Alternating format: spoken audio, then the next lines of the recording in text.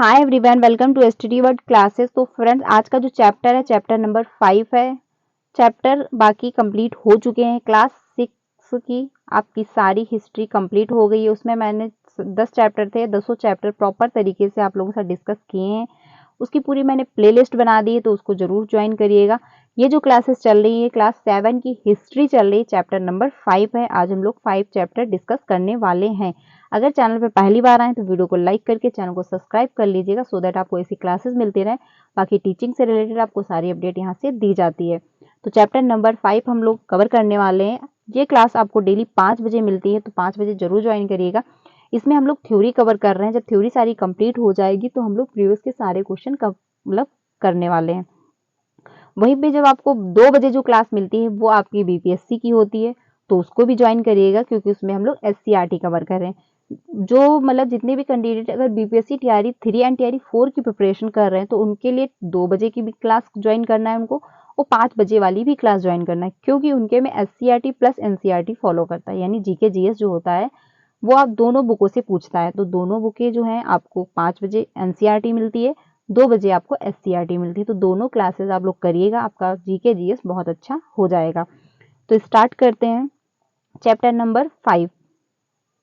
इसमें जो बात कही गई जनजातियों, खानाबदोश और एक जगह बसे हुए समुदाय, इसके बारे में इस टॉपिक में बात कही गई है। मतलब मेन जो टॉपिक है इसमें जनजातियां कैसे रहते थे लोग, उनका खान पीन कैसा था, कहाँ कौन सी जनजाति थी, इसके बारे में इस चैप्टर में गिवन है। और जनजाति से क्वेश्चन 1 न 2 आपके एग्जाम में हर बार आते हैं। तो ये टॉपिक वेरी इंपॉर्टेंट हो जाता है, तो इसे लास्ट तक जरूर देखिएगा, आपको यहाँ से काफी कुछ समझ में आएगा, आप क्वेश्चन अच्छे से कर लोगे।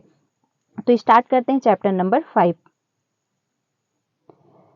इसमें बात की गई है जनजाति के बारे में। अध्याय 2 और 3 और 4 में आपने देखा कि किस प्रकार राज्यों का उत्थान और पतन हुआ। यानी जो चैप्टर नंबर आपने 2, 3, 4 पढ़े थे, डिस्कस किए थे मैंने आप लोगों के साथ, उसमें आप लोगों ने देखा होगा कि राज्यों का कैसे उत्थान हुआ। यानी जो राज्य थे वो कैसे बहुत ज्यादा शक्तिशाली बने और फिर धीरे धीरे उनका पतन हो गया।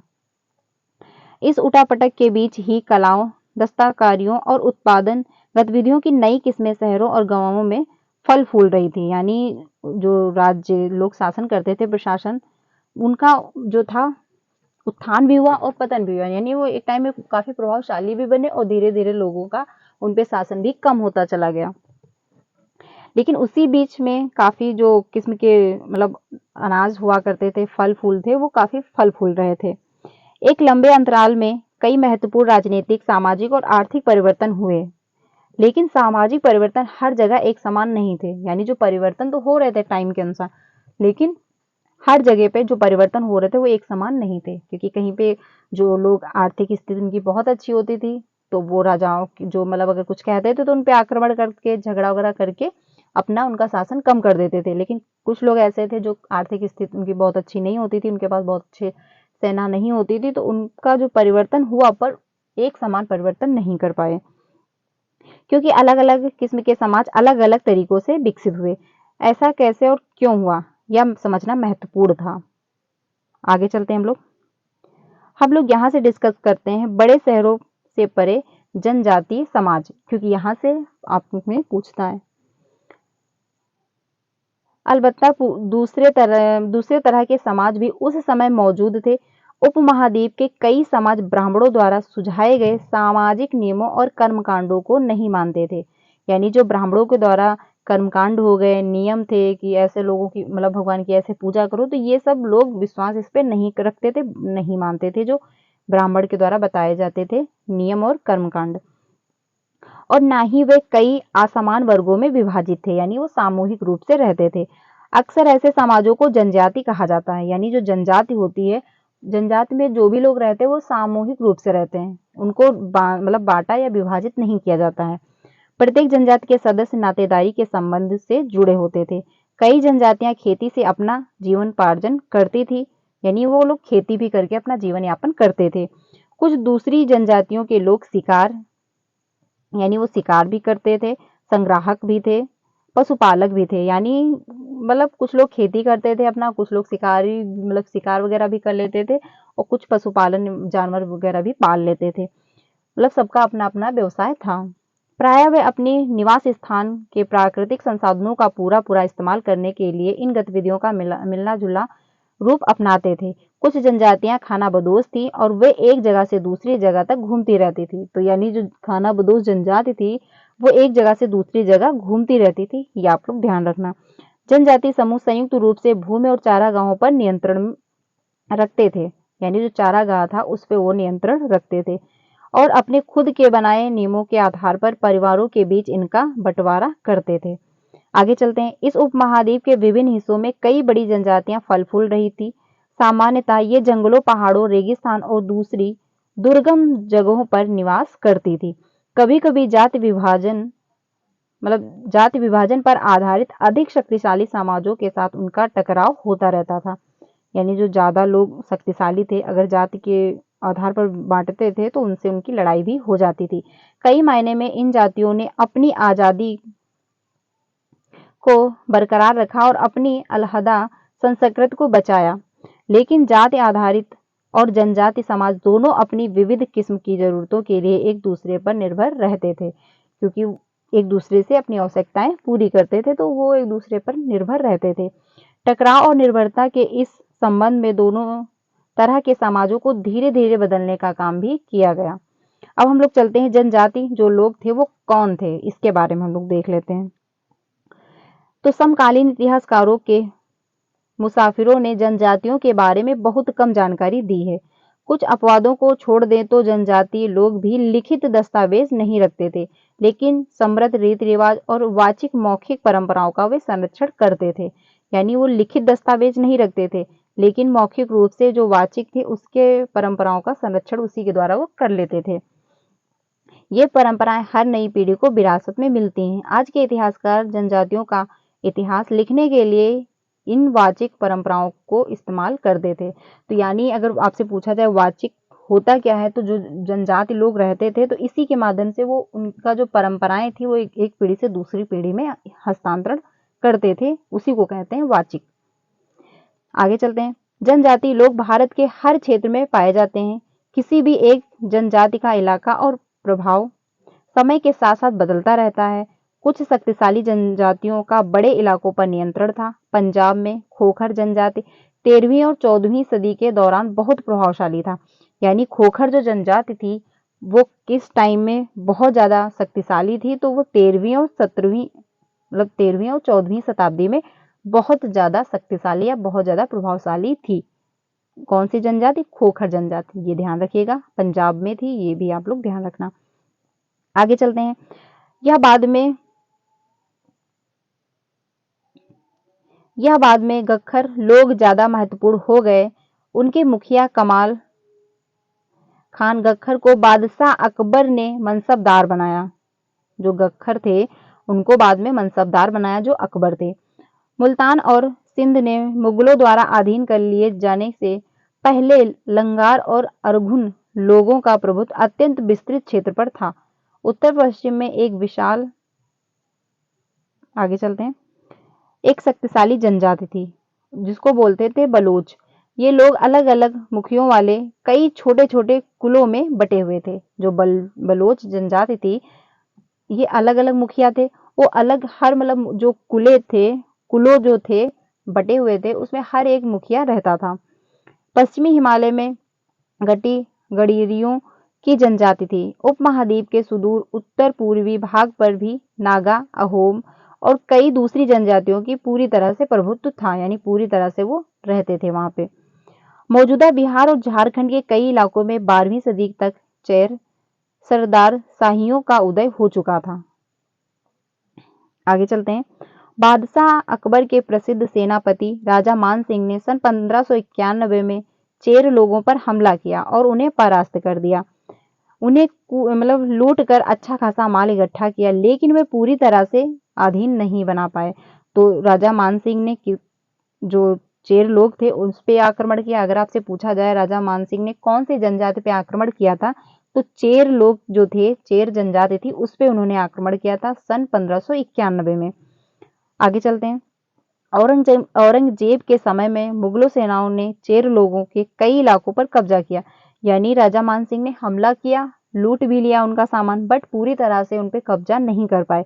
लेकिन कुछ टाइम बाद जब औरंगजेब आया तो उसने हमला किया और पूरी तरह से उनको परास्त करके उन पे कब्जा कर लिया, यानी पूरी तरह से उनको अपने अधीन बना लिया।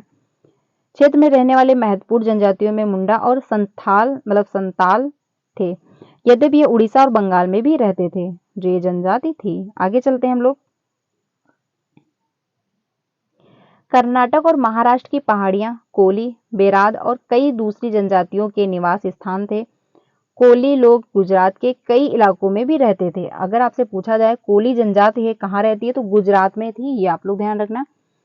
कुछ और दक्षिण में कोरागा, वेतर, मारवाड़ और दूसरी जनजातियों की विशाल आबादी थी। जो ये लोग थे ये दक्षिण की तरफ थे, ठीक है। और बाकी जो कोली जन लोग रहते थे, जो जनजाति वो आपकी गुजरात में थी। भीलों की बड़ी जनजाति पश्चिम और मध्य भारत में फैली हुई थी। तो अगर आपसे पूछा जाए पश्चिम में कौन सी जनजाति फैली हुई थी भारत के पश्चिम में, तो आपकी भीलो जनजाति फैली हुई थी।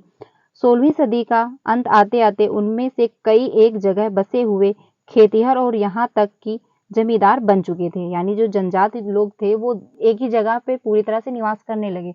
तो जब वो एक ही जगह पे रहने लगे तो धीरे धीरे उन्होंने खेती करना स्टार्ट कर दी, तो वो खेतिहर हो गए और वो जमींदार भी बन गए। ये जनजाति से क्वेश्चन बनता है, तो आप लोग ध्यान रखिएगा कौन सी जनजाति कहाँ पे निवास करती है।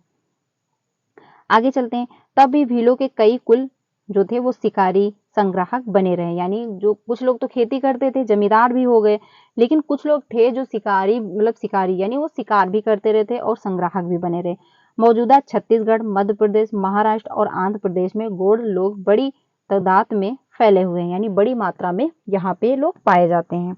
अब हम लोग चलते खाना बदोश और घूमतू लोग कैसे रहते थे, यानी जो घूमते रहते थे लोग वो कैसे थे, इसके बारे में हम लोग देख लेते हैं। खाना बदोश चारवाहे अपने जानवरों के साथ दूर दूर तक घूमते थे, यानी वो जानवरों के साथ दूर दूर तक घूमते रहते थे। उनका जीवन दूध और अन्य पशुचारी उत्पादकों पर निर्भर था। वे खेतिहर गृहस्थों से अनाज, कपड़े, बर्तन और ऐसी ही चीजों के लिए ऊन, घी इत्यादि का विनियम भी करते थे। यानी अनाज हो गया, बर्तन हो गए, कपड़े हो गए, ऊन हो गया, घी हो गया, तो इसका लेन देन भी वो करते रहते थे। कुछ खानाबदोश अपने जानवरों पर सामानों की ढुलाई का काम भी करते थे। यानी जानवरों जो उनके पास जानवर थे जिसके माध्यम से वो आते जाते थे तो उस पे सामान भी ढो लेते थे। आगे चलते हैं। एक जगह से दूसरी जगह आते जाते हुए सामानों की खरीद परोक्त करते रहते थे। आगे चलते हैं। बंजारा लोग सबसे महत्वपूर्ण व्यापारी खानाबदोश थे। उनका कारवां जो था आपका टंडा था, टंडा कहलाता है। सुल्तान अलाउद्दीन खिलजी बंजारों का ही इस्तेमाल नगर के बंजारों तक अनाज की ढुलाई के लिए करते थे। बादशाह जहांगीर ने अपने संस्मरणों में लिखा है कि बंजारे विभिन्न इलाकों से अपने बैलों पर अनाज ले जाकर शहरों में बेचते थे। यानी जो बंजारे लोग थे वो बैलों पे अपना सामान रख के जो अनाज था वो बेचा करते थे शहरों में।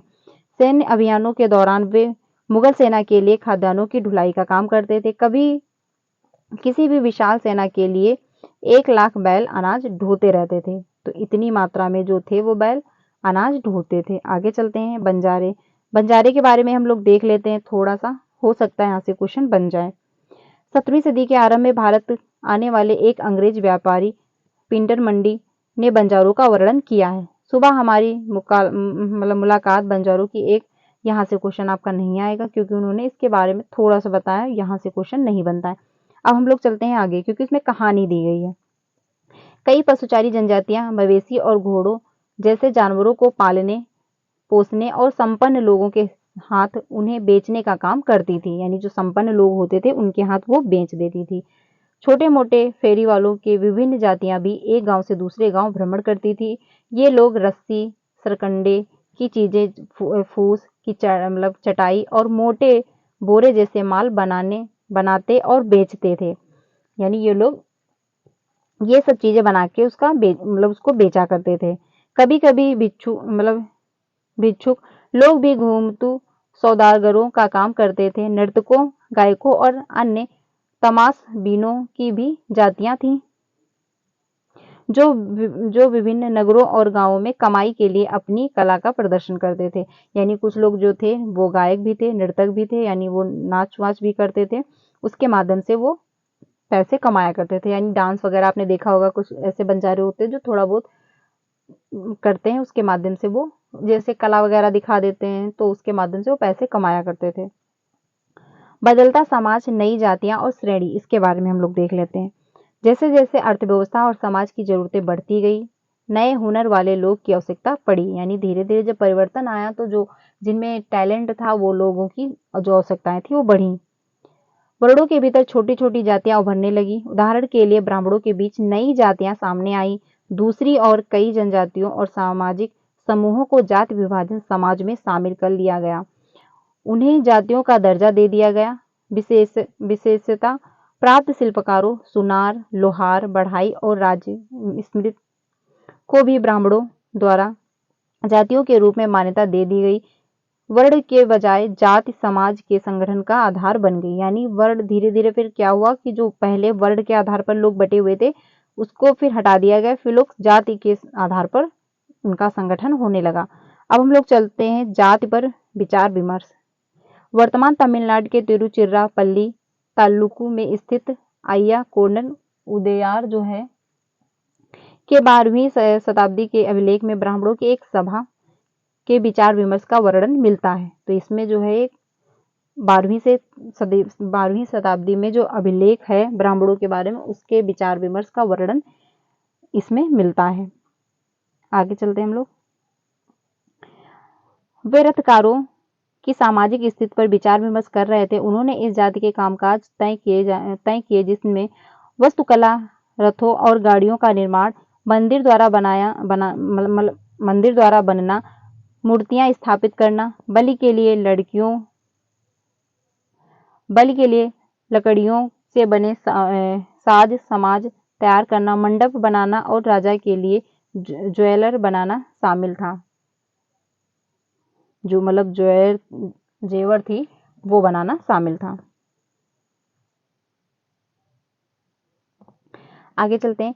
11वीं और 12वीं सदी तक आते आते क्षत्रियों के बीच में एक नए राजपूत गोत्रों की ताकत में काफी मतलब जो था इजाफा हुआ। यानी मतलब काफी वो प्रसिद्ध हुआ। वे हुड़, चंदेल, चालुक्य और कुछ दूसरी वंश परंपराओं से आते थे। इनमें से कुछ पहले जनजातियों में आते थे और बाद में कई कुल राजपूत मान लिए गए। धीरे धीरे उन्होंने पुराने शहरों की जगह ले ली। विशेषता कृषि वाले क्षेत्र में है। यह कई तरह के परिवर्तन हो रहे थे और शासकों की शक्तिशाली राज्यों के निर्माण में अपनी संपदा का इस्तेमाल किया। आगे चलते हैं। शासकों के रूप में राजपूत गोत्रों के उदय के उदाहरण का जनजातीय लोगों ने अनुसरण किया। यानी जो लोग थे राजपूत के जो गोत्र थे उनके उदाहरण का उन्होंने अनुसरण किया। धीरे धीरे ब्राह्मणों के समर्थन से कई जनजातियां जाति व्यवस्था का हिस्सा बन गई, लेकिन केवल प्रमुख जनजाति परिवार ही शासक वर्ग में शामिल हो पाए। उनकी बहुसंख्या आबादी समाज और छोटी जातियों में ही जगह बन पाई। यानी बहुत ज्यादा शक्तिशाली नहीं बन पाए। दूसरी तरफ पंजाब, सिंध और उत्तर पश्चिम सरहद की प्रभुत्वशाली जनजातियों ने काफी इसमें इस्लाम को अपना लिया। यानी जब बहुत ज्यादा ये प्रसिद्ध नहीं हो पाए तो धीरे धीरे इन्होंने इस्लाम धर्म को अपना लिया। वे जाति व्यवस्था को नकारते रहे। सनातनी हिंदू धर्म के द्वारा प्रस्तावित गैर बराबरी वाली सामाजिक व्यवस्था इन इलाकों में बड़े पैमाने पर स्वीकार नहीं की गई। राज्यों की उत्पत्ति जनजातीय लोगों के बीच हुई सामाजिक बदलाव से गहराई से संबंधित है। हमारे इतिहास के इस महत्वपूर्ण हिस्से के 2 उदाहरण नीचे उल्लेखित हैं। इसके बारे में हम लोग देख लेते हैं। पहला आपका गौड़, जो गौड़ जनजाति होती है इसके बारे में हम लोग देख लेते हैं।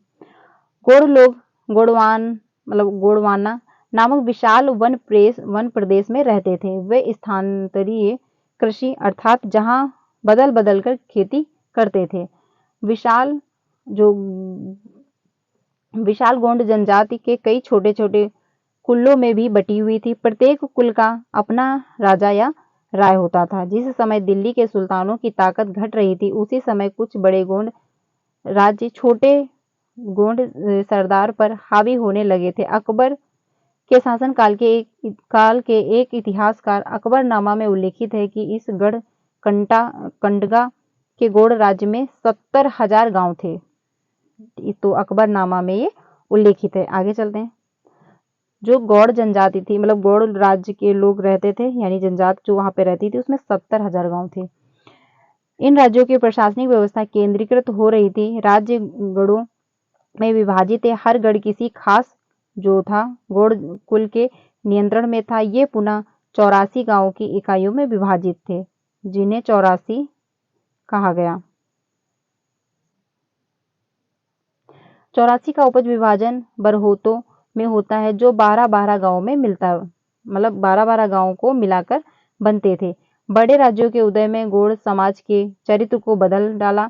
उनका मूलतः बराबरी वाला समाज धीरे धीरे असमान सामाजिक वर्गों में विभाजित हो गया। ब्राह्मण लोगों ने गौड़ राज्यों के अनुदान में भूमि प्राप्त की और धीरे धीरे प्रभावशाली बन गए। यानी जब इन लोग का जो गौड़ जनजाति थी, उनके जो राजा थे, उनके अनुदान में भूमि को प्राप्त किया और धीरे धीरे प्रभावशाली बन गए। गौड़ सरदारों को अपना राजपूतों के रूप में मान्यता प्राप्त करने की चाहत हुई, इसीलिए गढ़ कंडगा को गौड़ राजा अमन दास ने संग्राहक शाह की उपाधि धारण की। उसके पुत्र दलपत ने बहोबा के चंदेल राजपूत राजा सालबाहन की पुत्री राजकुमारी दुर्गावती से विवाह कर लिया। जो सालबाहन थे, उनकी पुत्री जो थी दुर्गावती, उससे जो चंदेल राजपूत था उसने विवाह कर लिया। दलपत की मृत्यु कम उम्र में हो गई थी। रानी दुर्गावती बहुत योग्य थी और उसने अपने 5 साल के पुत्र वीर नारायण के नाम पर शासन की कमान संभाली। उसके समय में राज्य का और अधिक विस्तार हुआ। सन 1565 ईस्वी में आसिफ खान के नेतृत्व में मुगल सेनाओं ने गढ़कंटका पर हमला किया। रानी दुर्गावती ने इसका जमकर सामना किया और उसकी हार हुई और उसने समर्पण कर दिया। यानी जब हार हो गई तो उन्होंने उसको यहाँ पे अपने आप को समर्पित कर दिया। आगे चलते हैं। करने के बजाय मर जाना बेहतर मतलब उन्होंने अपने आप को समर्पित नहीं किया। अगर वो समर्पित कर देती तो उनके लिए दिक्कत होती, इसलिए उन्होंने समर्पित करना जरूरी नहीं समझा, बल्कि खुद को मर जाना बेहतर समझा। उसका पुत्र तुरंत बाद लड़ता हुआ मर गया। गढ़कंडगा का एक समृद्ध राज्य था। इसने हाथियों को पकड़ने और दूसरे राज्यों पर उनका निर्यात करने के व्यापार में खास धन कमाया। जब मुगलों ने घोड़ों को हटाया तो उन्होंने लूट में बेशकीमती सिक्के और हाथी बहुतायत में हथिया लिया। उन्होंने राज्य का एक भाग अपने कब्जे में कर लिया और शेष वीर नारायण के चाचा चंद्र शाह को दे दिया। गढ़कंडगा के पतन के बावजूद गौड़ राज्य के कुछ समय तक चलता रहा, लेकिन वे काफी कमजोर हो गए और बाद में अधिक शक्तिशाली बुंदेलों और मठों के खिलाफ उनके संघर्ष असफल रहे। तो यानी धीरे धीरे उन्होंने कोशिश की, बट उनके जितने भी उन्होंने प्रयास किए वो सारे असफल रहे। अब चलते हैं हम लोग अहोम जनजाति की तरफ। अहोम लोग मौजूदा म्यांमार से आकर 13वीं सदी में ब्रह्मपुत्र घाटी में आ बसे। यानी जो म्यांमार था वहां से 13वीं सदी में आकर इस ब्रह्मपुत्र की जो घाटी थी वहां पर बस गए। उन्होंने भूया लोगों की पुरानी जनजाति व्यवस्था का दमन करके नए राज्य की स्थापना की। 16वीं सदी के दौरान उन्होंने चूटियों और कोच हाजों के राज्यों को अपने राज्य में मिला लिया और उन्होंने कई अन्य जनजातियों को भी अधीन कर लिया। अहोमों ने एक बड़ा राज्य बनाया और इसके लिए 1530 के दशक में ही इतने वर्षों पहले आग्नेय अस्त्रों का इस्तेमाल किया। सन 1660 तक आते आते वे उच्च स्तरीय बारूद और तोपों का निर्माण करने में सक्षम रहे। यानी जब तक 1660 ईस्वी आई तब तक उन्होंने तोपों का भी निर्माण कर लिया, इतना वो सक्षम बन गए। आगे चलते हैं। लेकिन अहोम लोग को दक्षिण पश्चिम से कई आक्रमणों का सामना करना पड़ा। 1662 में मीर जुमला के नेतृत्व में मुगलों ने अहोम राज्य पर हमला किया। बहादुरी से सामना करने के बावजूद अहोम लोगों की पराजय हुई। यानी इन लोगों ने मतलब था उनका सामना तो बहुत अच्छे से किया, लेकिन उसके बावजूद भी ये पराजय मतलब जो ये थे परास्त हो गए, पराजित हुए। लेकिन उस क्षेत्र पर मुगलों का प्रत्यक्ष नियंत्रण ज्यादा समय तक बन नहीं सका। यानी मुगलों का जो था नियंत्रण तो हो गया, पर ज्यादा समय तक वो टिक नहीं पाए। आगे चलते हैं। अहोम राज्य बेगार पर निर्भर था। राज्य के लिए जिन लोगों के जबरन काम लिया जाता था वे पाइक कहलाते थे। यानी जो उन लोगों से जबरन काम करते थे, जबरदस्ती काम करवाते थे, उन्हें पाइक कहते थे। अहोम राज्य में एक जनगणना की गई। प्रत्येक गांव को अपनी बारी आने पर निश्चित संख्या में पाइक भेजने होते थे। इसके लिए जनगणना के बाद संग आबादी वाले इलाकों से कम आबादी वाले इलाकों में लोगों को स्थानांतरित किया गया। इस प्रकार अहोम कुल टूट गया। 17वीं शताब्दी तक पूर्वार्ध पूरा होते होते प्रशासन खास केंद्रीकृत हो चुका था। यानी जब 17वीं शताब्दी के पूर्वार्ध तक जो ये प्रशासन था वो खास केंद्रीकृत हो चुका था, मतलब खासा केंद्रीकृत हो चुका था, यानी बंटवारा हो चुका था। लगभग सभी वयस्क पुरुष युद्ध के दौरान सेना में अपनी सेवाएं प्रदान करते थे। दूसरे समय में वो बांध, सिंचाई व्यवस्था इत्यादि के निर्माण या अन्य सार्वजनिक कार्यों में जुटे रहते थे। अहोम लोग चावल की खेती के नए तरीके भी अमल में लाए, यानी प्रयोग में वो लेके आए। जब खेती करने लगे तो धीरे धीरे नए तरीकों को भी उन्होंने प्रयोग किया। अहोम समाज कुलों में विभाजित था, जिन्हें खेल कहा जाता था। वह दस्तकारों की बहुत कम जातियां थी, इसलिए अहोम क्षेत्र में दस्तकार निकटवर्ती क्षेत्रों से आए थे। एक खेल के नियंत्रण में प्रायः कई गांव होते थे। यानी जो खेल खेला जाता था उसके नियंत्रण में कई गांव होते थे। किसान को अपने ग्राम समुदाय के द्वारा जमीन दी जाती थी। समुदाय की सहमति के बगैर राजा तक इसे वापस नहीं ले सकते थे। यानी जो राजा थे उनकी अगर सहमति नहीं होती तो उसको वापस नहीं लिया जा सकता था। शुरुआत में अहोम लोग अपने जनजातीय देवताओं की उपासना करते थे, लेकिन 17वीं सदी के पूर्वार्ध तक में ब्राह्मणों के प्रभाव में बढ़ोतरी हुई।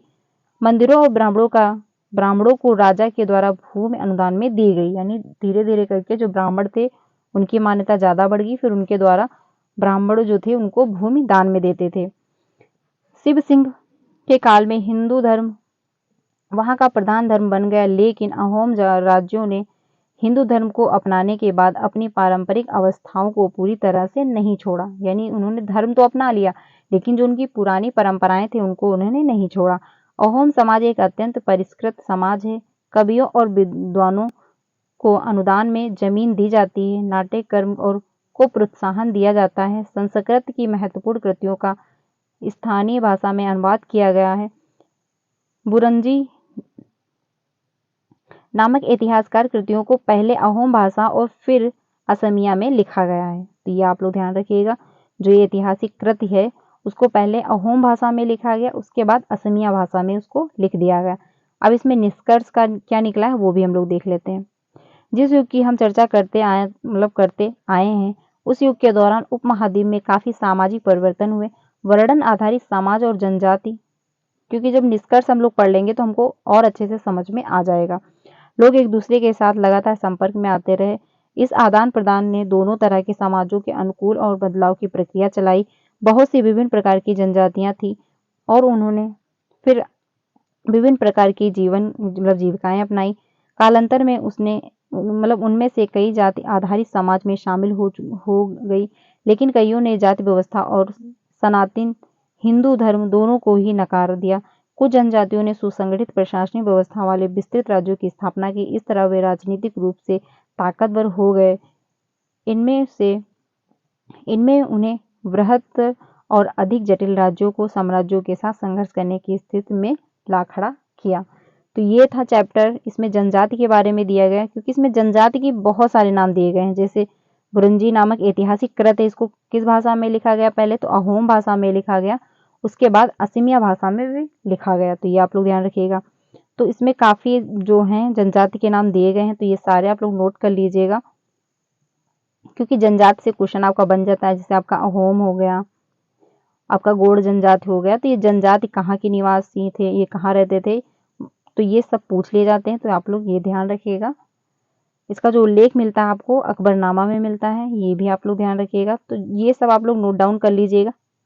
देखिए जब आप लोग थ्योरी की क्लास करिएगा उसके बाद आप लोग एक बार अपने आप से 15-20 मिनट में इसकी पूरी नोट्स बना लीजिए, यानी टू द पॉइंट जो इसमें आपको समझ में आ रहा है, जो भी इम्पोर्टेंट लग रहा है उसको आप नोट कर लीजिए। नोट करने से ये होगा कि पूरा चैप्टर आपका रिवीजन हो जाएगा तुरंत 15 से 10 मिनट में।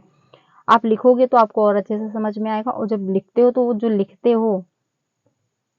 लिखोगे तो बहुत अच्छे से समझ में आएगा। ठीक स्थायी रूप से आपके दिमाग में भी बैठेगा। तो लिखना बहुत ज़्यादा ज़रूरी है, यानी नोट बनाना बहुत ज़्यादा ज़रूरी है, क्योंकि 10 से 15 मिनट में बन जाएगा और फिर लास्ट टाइम में आप यही नोट्स आप अच्छे से देख लोगे तो आपको सारा कुछ अच्छे से समझ में आ जाएगा। तो फ्रेंड्स आज के लिए बस इतना ही रखते हैं, क्योंकि ये चैप्टर पूरा कंप्लीट हुआ। चैप्टर नंबर 5 हम लोगों ने अच्छे से कंप्लीट कर लिया। क्लास 7th की हिस्ट्री चल रही है, ये आप लोग ध्यान रखिएगा। कल हम लोग चैप्टर नंबर 6 कवर करेंगे। तो कल मिलते हैं। अगर ये क्लास अच्छी लगी हो तो उसको लाइक करिएगा एंड ज़्यादा से ज़्यादा अपने फ्रेंड को भी शेयर कीजिएगा जो भी सीटेट की तैयारी कर रहे हैं। आपको जो 3 बजे की क्लास मिली होगी उसमें हम लोगों ने ग्रोथ एंड डेवलपमेंट के जो क्वेश्चन रह गए थे वो कंप्लीट किए हैं, तो उसको जरूर ज्वाइन करिएगा। वहाँ से आपके 5 नंबर पक्के हो जाएंगे, क्योंकि उसमें पूरे मैंने ग्रोथ एंड डेवलपमेंट से जो आपके 30 क्वेश्चन किए हुए हैं, तो आपको बहुत अच्छे से समझ में आएगा। उसको भी ज्वाइन करिएगा। तो मिलते हैं नेक्स्ट क्लास में, तब तक के लिए ध्यान रखिएगा। अगर वीडियो अच्छी लगी हो तो उसको लाइक करिएगा एंड ज़्यादा से ज़्यादा अपने फ्रेंड को भी शेयर कीजिएगा। मिलते हैं नेक्स्ट क्लास में। Thank you.